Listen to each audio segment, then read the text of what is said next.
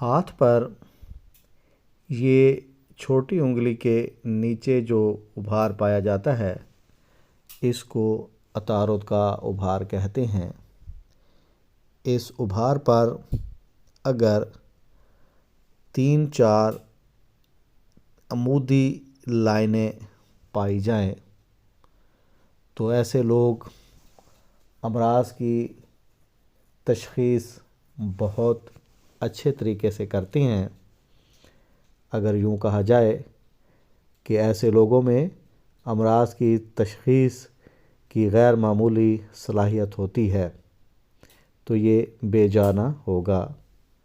یہ ایسے ڈاکٹر یا طبیب کی علامت ہوتی ہے جس کے ہاتھ میں اللہ تعالیٰ نے شفا رکھی ہوتی ہے، یہ لوگ کامیاب ڈاکٹر ثابت ہوتے ہیں۔